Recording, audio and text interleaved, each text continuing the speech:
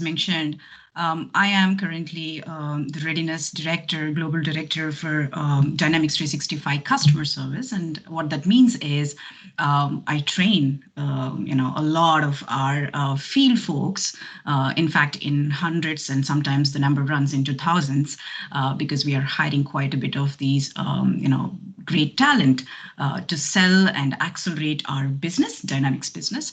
But before I took up this role, I actually come from consulting world. I've been working with Dynamics 365, or it used to be called as Microsoft CRM, for really, really long time. It's been 16 years, and I'm quite passionate about the product. I've seen it all.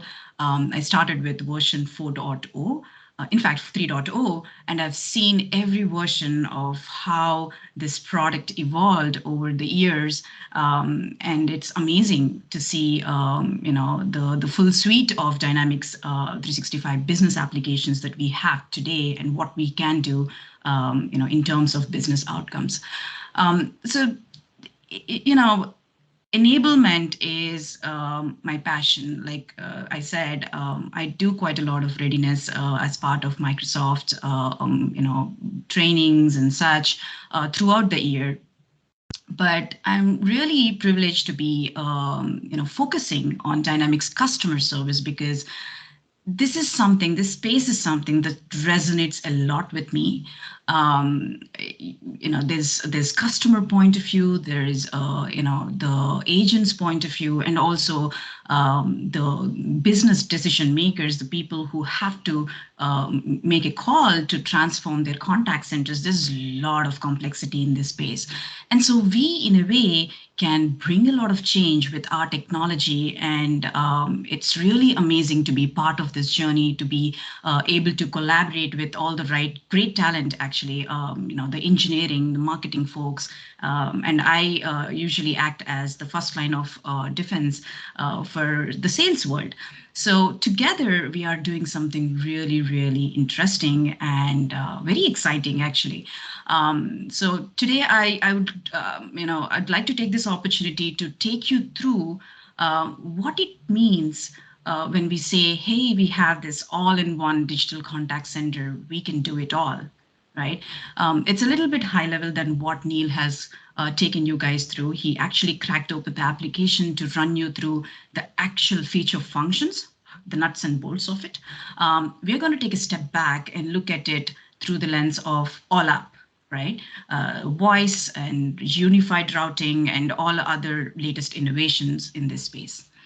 Okay, with that, let me know if you have any difficulty following me, if I'm too fast, or if you want me to pause, you have a question, just feel free to come off mute and ask a question, or drop your question in the chat.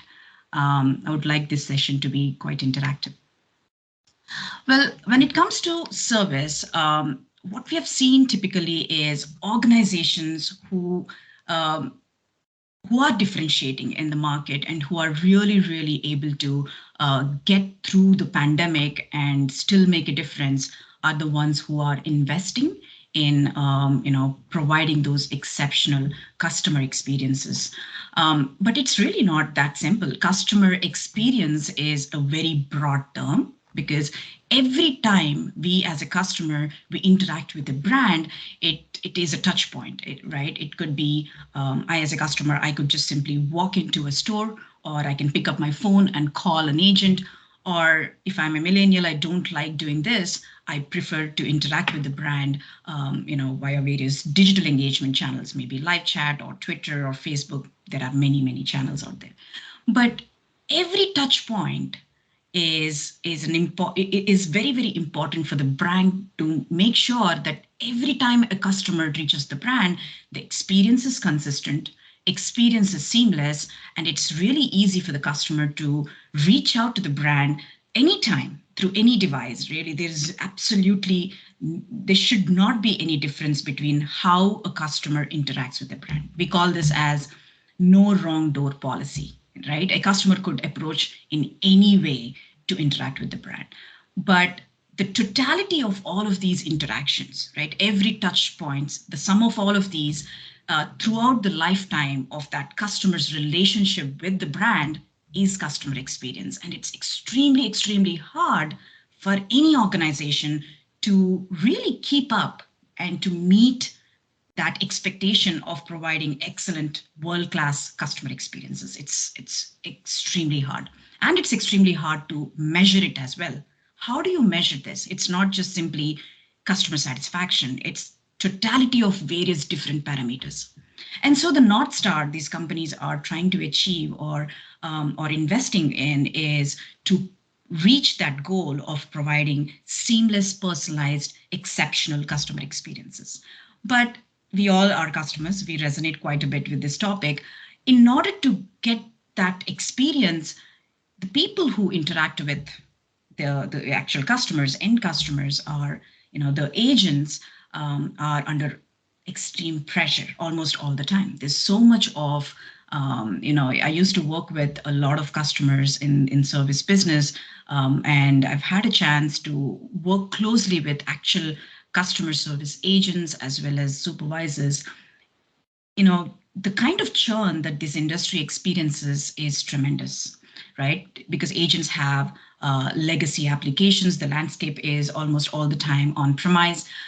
Agents are expected to provide the best outcome within a very short time to their customers, but the technology that they are working with is legacy. Sometimes they have to open 4 to 5 applications, multiple monitors. It's extremely frustrating for these folks to provide the best outcome to the customer. So the challenge as well as the landscape that we are seeing in service business is complex. There are many, many point of views here, but then every industry and every company in every industry has some form of service, right? And service doesn't always mean providing the best outcome to the end customers. The term customer could also mean employees, right? Like, for example, Microsoft has hundreds of thousands of customers. Employees are customers in a way to the organization as well, right? Organizations serve their employees in a way. If I have to check my, raise a ticket to ask something to my human resources folks, or I have a question about my benefits and such, that itself becomes, case management. So employees are the internal use cases for customer service are quite a bit as well. So it's very broad term, but today we are going to talk about contact centers as such, and what is the innovation that we are driving, and what's the why do we need to innovate in this space, right? So some stats here, as you see, you'll hear a lot about personalization and customers expecting a tailored experience whenever they approach a brand. But really, this is one thing.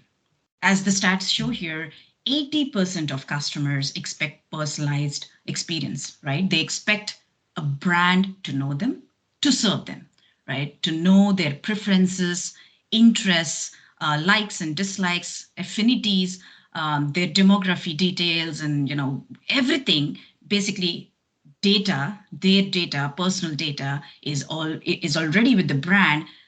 When I approach a brand, I don't want the brand to ask me questions like, hey, tell me your email address, tell me what you like. Well, you already know all that information, right? So use that information to provide me the best possible experience to me as a customer. But very important is, because you have all this data, I'm trusting you. The trust that a customer places on a brand is extremely important. So the security aspect of this is very, very, very, underlining this personalization. Every customer expects their data to be secure. And like we all know, there's a lot of choice out there. Customers don't think twice to sever a relationship with the brand, because, they can always switch to a different bank, a different hospital. They have a lot of choice. And so personalization as a concept is one piece, but they also expect high security. They expect consistent experience, no matter which channel they approach the brand. They expect seamless experience, and even better, if a brand can know that something is going to break and proactively, in case of manufacturing industry example, for example, my coffee machine, if it's an intelligent coffee machine and it's, meaning it's an IoT, it is already sending some signals to the brand. Wouldn't it be awesome for me as a customer to get a heads up from the brand saying, hey, you have a problem, but it's still working. But if you don't attend to this, in a week, your coffee machine is going to break. So get to that level of proactiveness. So all of these are the expectations of customers, and these expectations are only growing. There is no way the expectations are, coming down anytime sooner. This is true for every brand. It's true for us, Microsoft, as well. And these expectations exponentially raised when pandemic hit us, right? And it's even more challenging for the other side, the people who are helping customers, which is the contact center agents. Like I mentioned, the landscape is extremely complex, but majority of contact centers in the business are legacy, meaning they're on premise. If we ever walk into a contact center, typical traditional contact center, you'll see heavy telephony equipment where agents are sitting side by side to each other, and they have multiple monitors. It's really chaotic, very busy environment. And so what happened when pandemic hit is everybody is expected to work from home, but organizations weren't ready to shift their contact centers to cloud and just give that flexibility to their agents to simply work from home and provide the best outcome to the customers. But customer expectations kept raising. This is when it became extremely important for several organizations around the world to realize that, okay, if we have to survive, and if we still, you want to stay in business, we need to transform, especially that service part of the business, because, agents, especially the collaboration bit, is also very important. What happens is, even within Microsoft, we have the support, teams. They all sit in the multiple floors of a building. Like, Microsoft Surface folks sit on the second floor, and on the third floor we have Microsoft Xbox support team. The people who sit side by side, another advantage they have in these contact centers is the collaboration, right? They just swivel their chairs, talk to each other, because if there is a similar request coming from a customer, they help each other to provide the outcome to the customer. How do we replace that collaboration bit when everything is,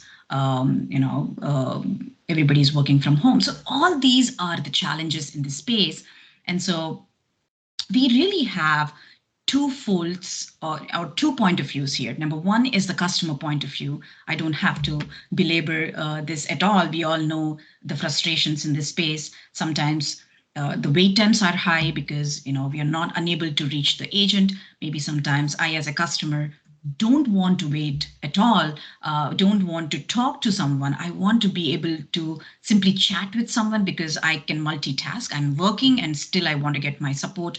But the brands just offers an email as well as a phone number. I don't have a way to connect with the brand via something like a live chat, or maybe I'm sitting on Twitter all day and I want to message the brand. Brand doesn't have a way to identifying what I, as a customer, would prefer, to chat.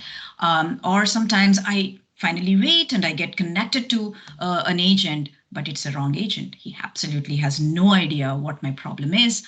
And so he keeps transferring me. And that transfer is again wrong. And I get connected to the wrong agent. After 2 or 3 transfers, finally, I get connected to someone. And by the time I'm frustrated and I decide to switch the brand. So there are multiple reasons why, a customer could be frustrated. Now, the agent side, like I mentioned, the landscape is complex, but for an agent, if the agent doesn't have everything he or she needs to provide the best outcome to the customer, it's going to be extremely frustrating for them as well. And that's why the churn rate in contact center space is at least 40 to 60% even. right? There, which means majority of these contact centers are always onboarding, right?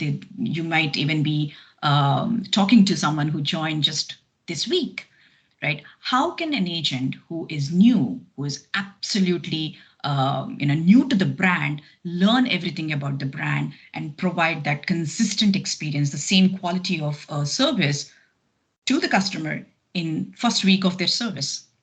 So there are a lot of challenges from a agent's point of view as well, and siloed data, like I mentioned. To serve one customer, sometimes agents will log into at least minimum 5 and maximum 12 applications. That's what statistics are showing us. So imagine if I'm an agent, I'm switching between multiple windows and looking at multiple things. How can I provide the best outcome to my customers? So there's a lot of complexity on both sides. Now, we spoke a lot about these two personas. There is another persona, again, from employee point of view, supervisors. Supervisors or customer service managers are folks who look across, right? They are responsible to make sure that within that contact center, the agent's productivity should be high, the operational efficiency should be up, overall customer experience should always be up. And that's just one person who is doing this job. And there could be hundreds of agents, working in that contact center. There could be hundreds of thousands of cases in a week. So imagine the volume of the data that a supervisor would be dealing with. It is extremely complex job unless and until the business is arranged in such a way that, okay, I as a supervisor, when I log into my dashboard or look at the insights, I need to know exactly what are the top 5 things I need to tackle today, right? And I need something to tell me, okay, I think this is the top most insight or the topic that I need to tackle with, because give me some data points. Why should I do that? Because maybe the CSAT is going down, or maybe there is too much of wait time. Give me reasons, arrange the business for me. But that's not true. Almost all the time, these supervisors are working with disparate data sources. They don't have one view of all the conversations. So it's a mess. Now, this is the point of view of employees as well as end customers, but there's another persona here, in fact personas, which is the business decision makers, the C-suite people who are responsible to make this easy for their employees to provide the best outcome to the customers. But the challenge that they are facing is even more complex. And because Neil has showed voice channel, the telephone channel, I would like to take a point of view of this one channel, right? And we will talk about all up, omni-channel digital engagement channels as well. But just let's look at this one aspect of it, which is telephony support, right? The support that has been around for over 30 to 40 years. It is traditional way of approaching any brand, but this one way of reaching brand is extremely complex. And even with invention of digital engagement channels, voice as a support telephony channel is not going to go away, right? We all know this. Sometimes we try every digital engagement channel. If everything fails, the self-service fails, we want to talk to a human agent, and we just go back to calling a support number. But what's the landscape? Let's take a look. So when we talk about contact center landscape, it's quite sophisticated. And typically, give me a cue if you see my highlighter here. Do you? Give me a thumbs up. No? Yes, we can see your screen. No, but not the highlighter. I'm highlighting something. No, you can't see it? We can't see the highlighter, sorry. Okay. Oh, no worries. I'll put that aside. So the top left corner, what you see is the CRM, right? CEC, the word CRM is almost dead these days. It's Customer Engagement Center. This is where, we sit in Dynamics, Salesforce, Zendesk. Typically, this is where the enterprise record management happens, right? In other words, the actual case management, knowledge management, and such, and complex way of creating, rules, how to route that particular case to a particular agent, insights, all of this happens here, right? But when it comes to engaging customers on various digital engagement channels, which is, yes, voice, but other engagement channels like live chat and several other social engagement channels, that is typically taken care by contact center as service CCaaS vendors in the world, right? All that they do is, light up these engagement channels. They also do something called ACD, which is automatic call distribution. Simply put, it is routing that call to the right agent. And the IVR piece, what Neil has beautifully articulated today, which is, the voice that speaks to us when we call any support number. Press 1 for service, press 2 for sales. The IVR piece also sits, in the space of a contact center. So they do a little bit of light record management, but it is not enterprise grade. So we're talking about two different vendors here. One is CRM, which is CEC, and the other player here is CCaaS players. And typically, for the past 30 years, some of the strongest players in this space are Genesys and Avaya, Cisco, NICE. I mean, this space is exploding. It is growing faster than customer engagement center market. In fact, it is $41 billion business, the contact center business. Now, what happens is if an organization decides to light up a telephony channel, almost all the time they have to work, they will be working with a CEC vendor, right? Let's take an example of Salesforce. Let's say they are leveraging Salesforce. Now, to light up their telephony channel and other engagement channels, especially telephony channel, Salesforce need to work with a CCaaS. In this case, they have integration or seamless integration, as they would put it, with Amazon Connect, right? Which is a CCaaS. Now, even before we talk about this, the organization needs to purchase these numbers, acquire these numbers, which is where the bottom right corner, the voice carrier comes into picture, right? This is where they have to, acquire either toll-free numbers or local numbers. Some of the players we have in this space in United States here are, the Verizon, AT&T, and such. So the number acquisition and managing these numbers itself is quite complex, right? Because this is where the security comes into picture. Every number needs to be unique. If somebody releases the number, it cannot be, made available. There should not be a duplication. So that's a complex business. The telecommunications is very, very complex, and there's a lot of regulations that are in this space. But that's another vendor, right? Almost all the time, the contact center as a service and voice carrier, are separate. Meaning there are very few vendors in the world who can do both. I can only think of one player in the space who has both, who can do both CCaaS as well as the carrier piece, which is Solgari. There could be others, but you get the point. It's very, very rare for a carrier to do both CCaaS as well as the carrier piece. Of course, I'm coming to it. Microsoft is one as well. And why is it so important for organizations to choose a right carrier? Is if you look at the landscape of the carriers at a very high level, there are very, very few carriers in the world that are available internationally, right? For example, T-Mobile is only prominent here in North America. In fact, only in USA. They have a parent company, which is Deutsche Telekom, but it is on a paper for a customer who is going to purchase a number, he cannot purchase directly from T-Mobile if the customer has a presence in APAC region, right? Which also means if it's a multinational organization, and even worse, if they are from one of the regulated industries like healthcare or government, and they have presence in multiple countries, almost all the time, they have to choose multiple voice carriers. And so the complexity here is increasing, right? Voice carrier, contact center as a service, and a CRM. So we counted three different vendors, and all of this is still to light up a telephony channel.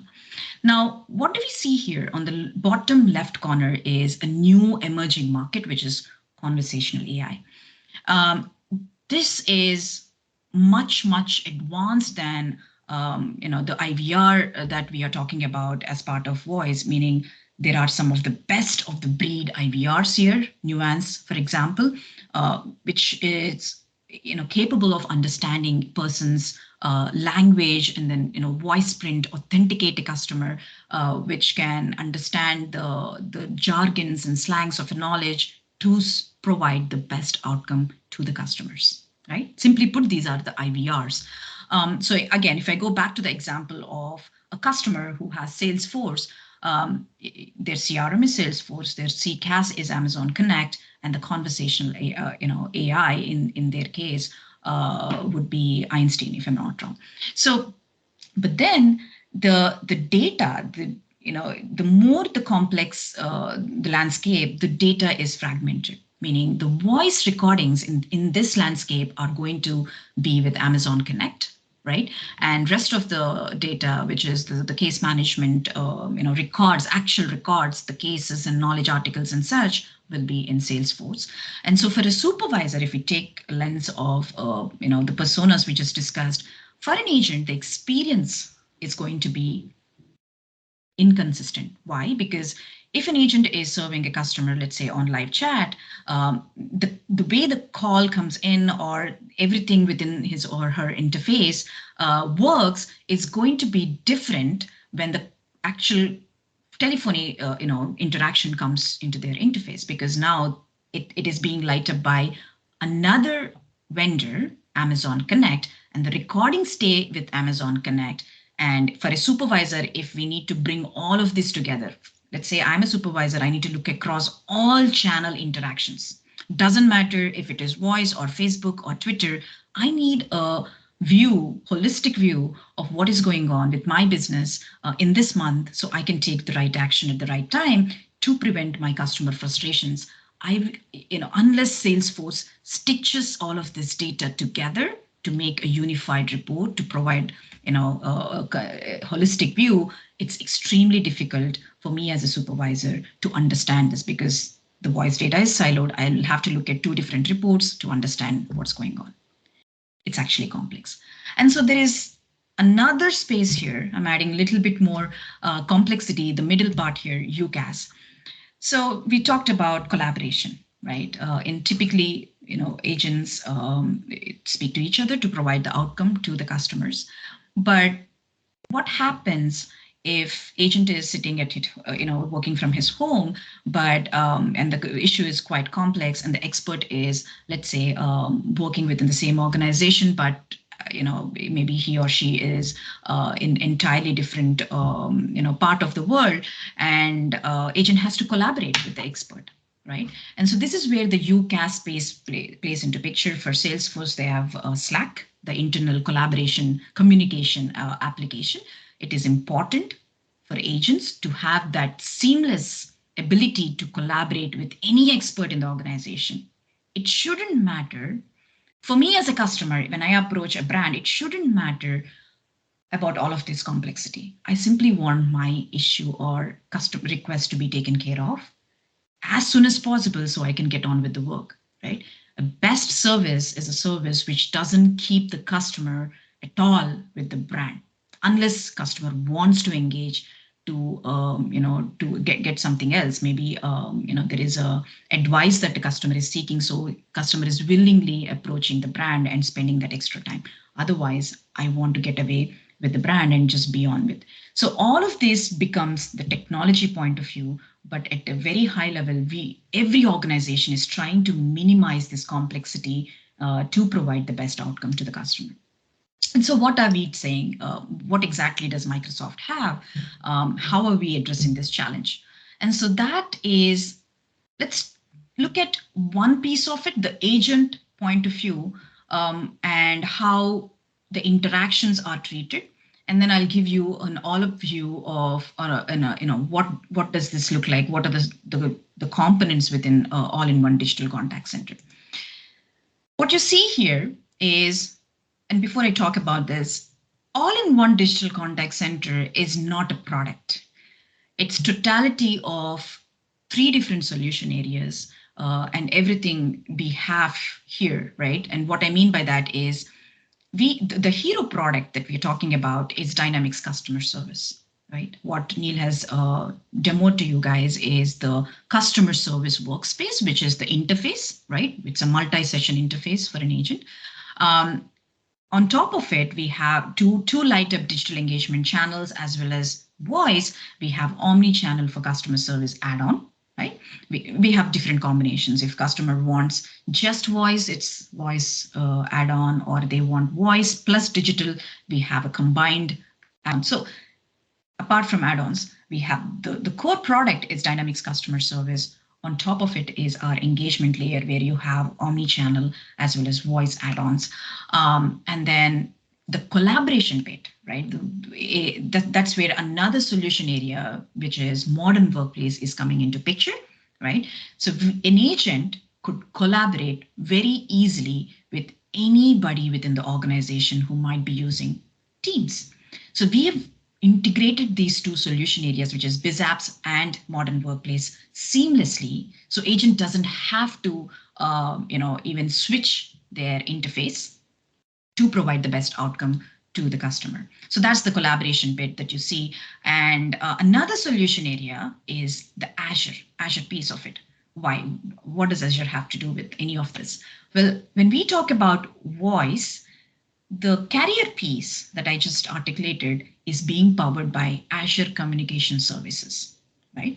So we are leveraging our own PaaS, platform as a service, meaning if you forget about all of this, Azure Communication Services, ACS, is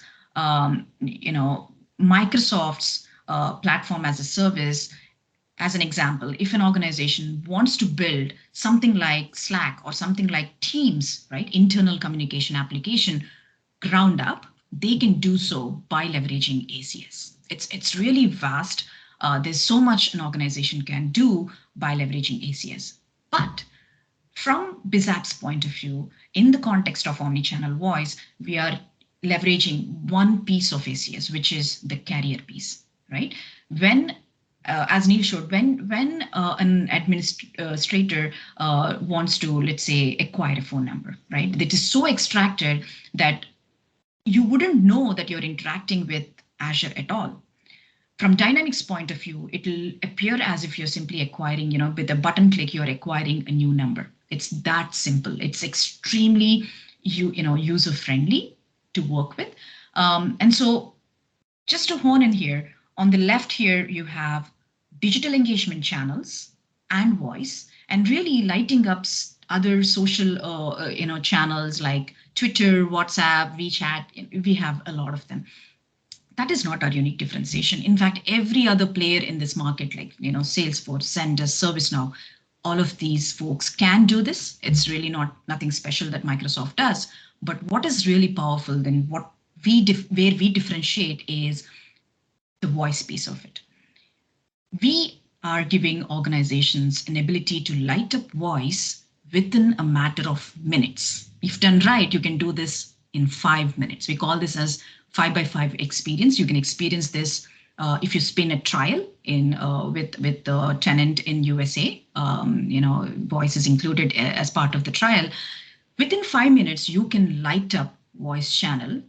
And the data that is coming, the interactions or conversations that are coming from voice, which is an analog channel, as well as any other channel that you see here, is going to be stored in Dataverse.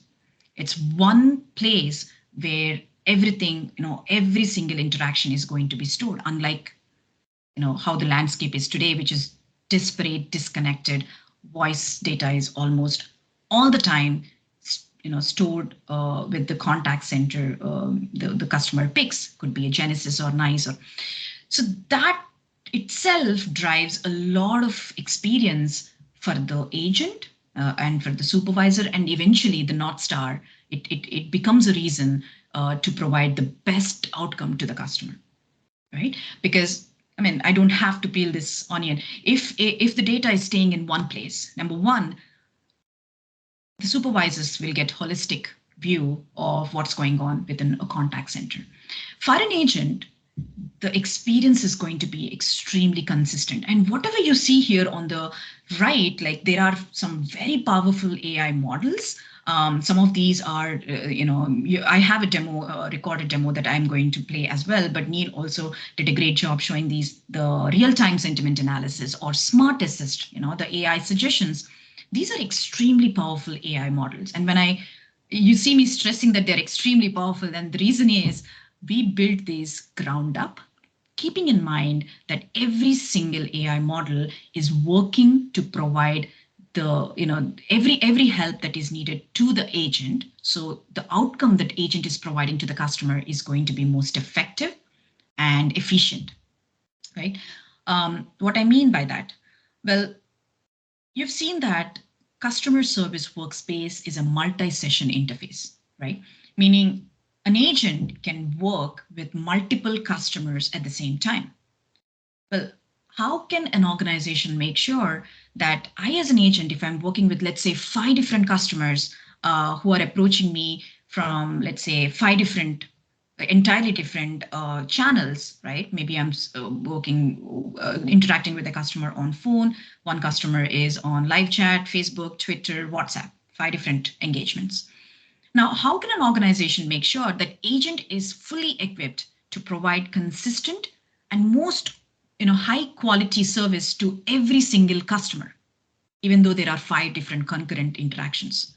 Everything that you see on the right side are the productivity tools that are pumped as part of agent interface, right? I'm going to take few examples here. I won't list every single thing. The real-time sentiment analysis. This is a model that has 97 to 98% accuracy, right? And we built this in such a way that it's highly trained with our own first-party data. When I say first-party data, Microsoft, right? We are one of the biggest customers for Dynamics customer service, right? We run one of the, complex, most, very, very complex customer service operations in the world, both B2B as well as B2C, right? For example, the email Outlook, millions of customers use it, or Xbox customers or Surface customers. So we have about 2 billion customers, and that's the number, which is 2019 number. This number would have gone exponentially high. We have more than 2 billion customers, and we have done minimum 7.5 billion digital touchpoints across millions of touchpoints across various channels. Like I said, it's 2019 data. With pandemic, this would have shot up, but I don't have the current numbers. So 7.5 billion touch points, we've taken that data from our own folks, like internal departments who are leveraging Dynamics customer service. That data is leveraged to train every single model within Dynamics customer service, right? So real-time sentiment analysis gives accurate information it gives an insight into the customer sentiment. Let's say 5 different customers, maybe if customer number 2 is frustrated, agent will get a heads up. Hey, you need to pay attention to customer number 2 right now because he or she is frustrated. And that gives me, an agent, a signal to pay my attention in the right way on the right customer to make sure that CSAT is up. So what are we doing here? We are trying to shift the mindset of the organizations from that, quantitative approach, which is always looking at, improvement in average handle time, case resolution time. These are the quantitative metrics, which are great, by the way. There are millions and millions of dollars revenue gain if we can, rightly handle these. But there's another factor to it, which is qualitative metrics, which is the sentiment of a customer, the CSAT of the customers. It's extremely important for organizations to pay attention to customers' sentiment as well, because that will eventually build their brand loyalty. And sometimes it may cost contact centers more to pay attention to customer sentiment, but eventually that will result in brand stickiness and revenue gains. So organizations are realizing that, and we are trying to help change their mindset from being pure contact center to shift their gaze on paying attention to that empathy factor. So the AI models, every single AI model that you have as part of Dynamics customer service and omnichannel, they're all highly trained with our first party data. AI suggestions, the very first one that you see on the screen on the top right corner, it's again very, very powerful. What happens when an agent is, again, same example, if I as an agent, I'm working with 5 different customers, AI suggestions is capable of understanding the context of every single conversation, right?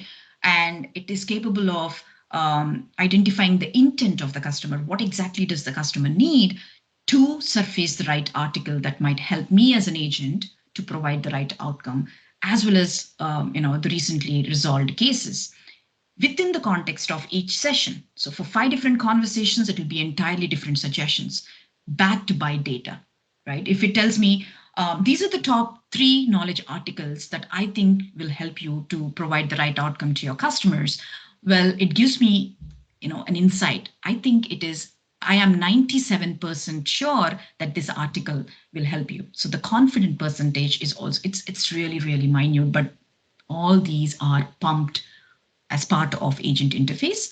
And everything that you see on the screen, not to go deep into every single feature function, is created keeping in mind that it is providing the best possible set of tools for an agent to provide the right outcome to the customer, right?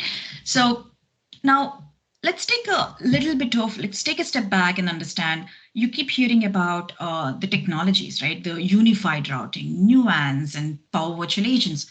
Where does all of this play, right? So here, what you see here is an all-up view, right? Like on the left here, you have customers coming in from any channel, right? But even before the channel, what you see there is Nuance bit. Nuance is our latest acquisition.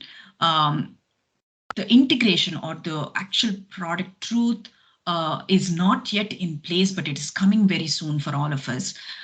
It's one of the best in breed in conversational AI space. And what I mean by that is it has 30 years of innovation to identify customers based on their voice print, just like our fingerprints. Every person's voice is unique. And Nuance is capable of identifying who the customer is within 0.5 seconds. The time that's phenomenal. And what that also comes with a promise of fraud protection. So what we are trying to do, the vision that we have, is to integrate Nuance with Dynamics customer service. So the IVR piece is going to be very, very powerful in this calendar year itself. It's coming for us.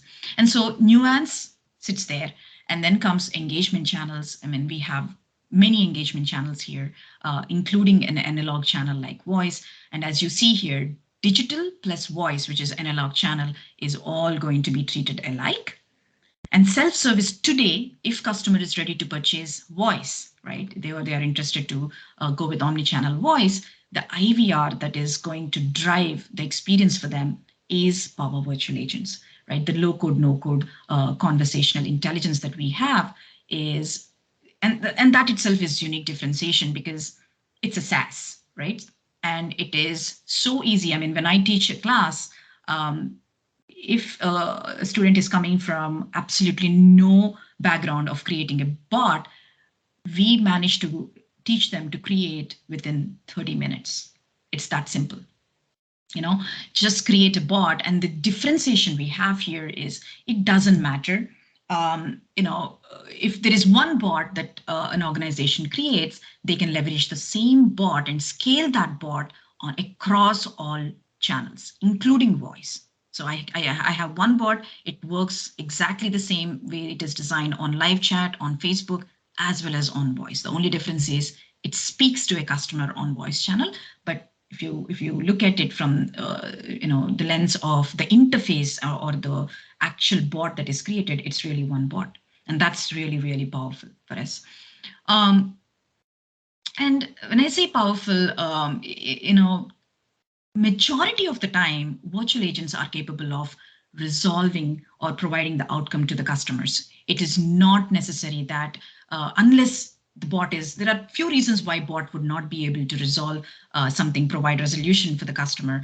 One could be, hey, maybe this topic, it is better to connect the customer to a human agent because historically, there is a better CSAT if an agent or human interacts with the customer. I'll give you an example. In healthcare scenario, maybe a cancer patient is calling about billing questions. It's very very sensitive information that customer is seeking, a patient is seeking.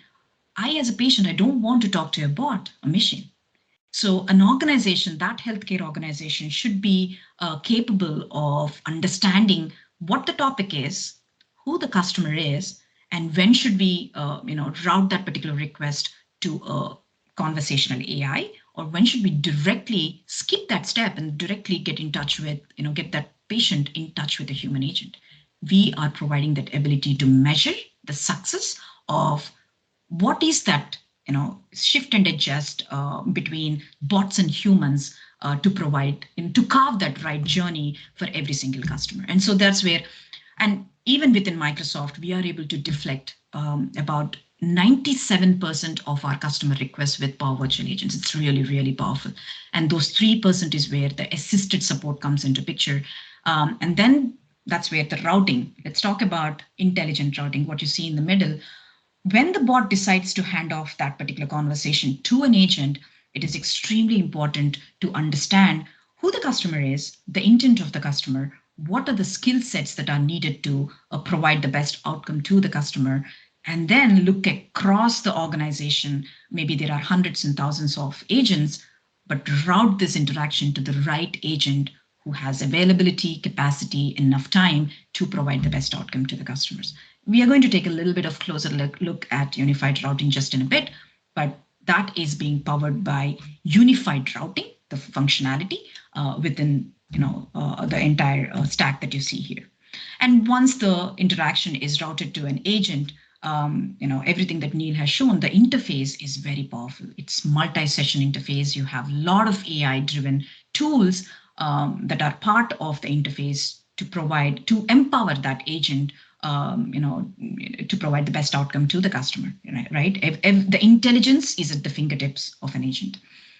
And all of this is, brought together when the data is sitting in Dataverse. It's one place that drives the experience for the supervisors, right? And that's where the insights kick in. We have world-class artificial intelligence capabilities, which can extract the right topics to provide the right direction for the supervisors to take action at the right time. With that, I'll move on to show a real quick insight into routing. So we spoke about unified routing. At a very high level, there are two different stages here. One is classification stage. The other one is assignment, automatic assignment. Like I said, I've been working with this application for a really long time. And for the past 15 years, there was no innovation in this space. I mean, we had, to some extent, we had automatic, the routing piece, meaning let's just route this case to the right queue. We do have few rules, but there is no intelligence in this for a really long time. This innovation happened last year, and it is game changing. And when I say game changing, it's one because, again, the same thing. The routing works exactly the same way, no matter which channel the interaction is coming from. It works for voice interaction as well as every other channel interaction alike. I'll give you an example. Let's say a customer tweeted about the coffee machine, right? Coffee machine broke. I just got this machine last week, and that I can't believe this product is so inferior. So that's the part of the tweet. As we all know, the limited characters in a tweet, it's like a description, text information. Now, The brand needs to decipher this information to provide the right outcome to the customer so that the frustration is, that concern is addressed. But everything is jumbled up in a tweet. How can they make sure that, first of all, this request is routed to the right agent? That's where classification comes into picture. It is capable of extracting the right information, could be the customer information, who the customer is, identifying maybe the customer is a high value customer, which means there is a repeat business from the customer to the brand. So the request needs to be treated with care, and right agent should be providing a service to the customer. So let's say from technology point of view, it could be a simple field like priority field. Classification stage may have a logic which updates that priority as high. And then what are the skills needed to serve the customer? Well, the customer is speaking a particular language. Maybe this customer speaks, the tweet is in French. We need an agent who speaks French, who has knowledge about that particular model of coffee machine, and not just knowledge. He needs to have high proficiency, right? And so these become skills. The model number could be a skill, and the demography of the customer could be another skill. Maybe this particular agent has high customer satisfaction in serving customers coming from that particular region. So all of these are identified by ISF, Intelligent Skill Finder, which is again an AI model, right? And all these AI models that I'm referring to are trained with first-party data with high accuracy. And so skills are identified. A request is enhanced here, right? Where any missing things like priority of a case or the information that it is for a particular product, all of that is pumped, enhanced in classification stage. And then comes the assignment stage where the actual parameters like, okay, now let's look across the contact center. There are 1,500 contact center agents, of which let's say 5 agents have exact same skills that are needed to serve the customer, who have but of all the 5, this one agent has the availability and he's serving customers on live chat, but he still has enough capacity to take up this request, and his shift has just started. Engine is also capable of identifying the effort. How much time does it take typically for this kind of request? So it is capable of looking across historic data and understanding, okay, for this particular machine, it takes about 15 minutes, minimum 15 to 20 minutes. So let's pick an agent who has that enough time and who has high customer satisfaction in providing the right outcome to customers. So all of this is taken into consideration, and the request is routed to that one agent who has a choice to either accept it or reject it. If it is rejected, the engine kicks in again and then picks the right next agent. And so this is really not unique. Again, Salesforce can do this, Zendesk can do this, but what is unique is the fact that we can provide this routing alike for all interactions, number one. Number two is the insights, right? A supervisor, again, can analyze which of these routing rules are working well to improve their performance. We call these as unified routing diagnostics. That is very, very powerful, and there's no other vendor who does this really well than Microsoft. And so last but not the least, insights. There's a couple of screenshots. Neil has shown you these as well, but typically in contact centers, they hire quality analysts whose whole job is to sit and listen to the voice recordings to make sure are the agents providing the right outcome to the customers? Are they treating them with respect? Is there anything that we need to improve? So the quality of a call is very important. Especially this is very important for industries like government and healthcare, right? Are we treating patients right? So, but then the statistics show that only 1%, less than 1% of these recordings are actually listened by those employees, called, because it's not humanly possible to get through the hundreds and hundreds of gigabytes of this data. We put AI at work which deciphers all of this, which makes it easy for supervisors to understand and drill down into a particular conversation to understand why the sentiment has gone down at a very, if you see this, the screenshot on the right, the red in that timeline of a conversation is a sentiment dip. So I can listen to that one area of the conversation and say, identify it. It might not always be something that agent has done wrong. It could be a price increase of a product, and maybe the customer is frustrated that the competitor is offering the same thing for less price, and that's the feedback to the people who are selling the product and designing the product. So it really peels the whole thing and makes it easy for supervisors. So insights are really, really powerful. But this is the gist of what all-in-one digital contact center is. And all this is built on a single cloud, single platform. It's not just one piece. It's not just BizApps. We have ability to work, with the Power Platform and other, solution areas, which is modern workplace. Teams comes into picture. So it's really most built on most secure cloud. And so even for regulated industry customers, it's one vendor which is providing all that pieces of technology we spoke about, which is CCaaS, CRM, voice carrier, and UCaaS, which is the Teams bit, and conversational AI, which is being powered by Power Virtual Agents, as well as Nuance. With that, I'm going to pause and open up for any questions.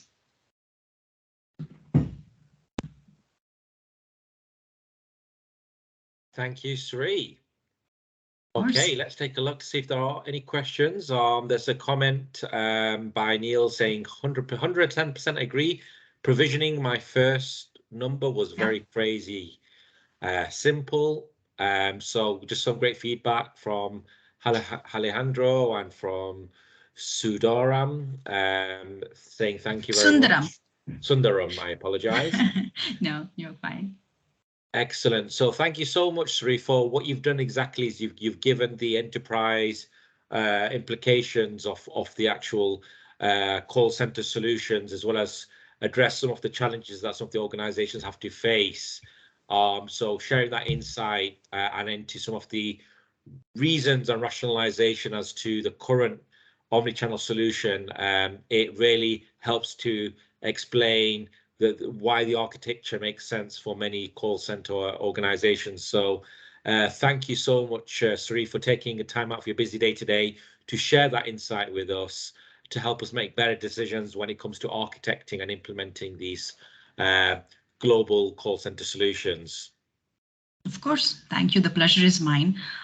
So to Neil's comment, it's that 5 minutes or the few minutes to light up voice is phenomenal, because many of you come from consulting world as well. So you would know it will take months to stitch these vendors and different solutions together to implement just one channel, which is telephony channel. So this is game changing, and it's going to be even more better. Watch this space. With Nuance, we are going to penetrate the market even more. We have high expectations for service business. Yeah. Thank you so much for giving me this opportunity. Thank you so much, Sree. Thank you, Sree, for joining us all the way from Seattle.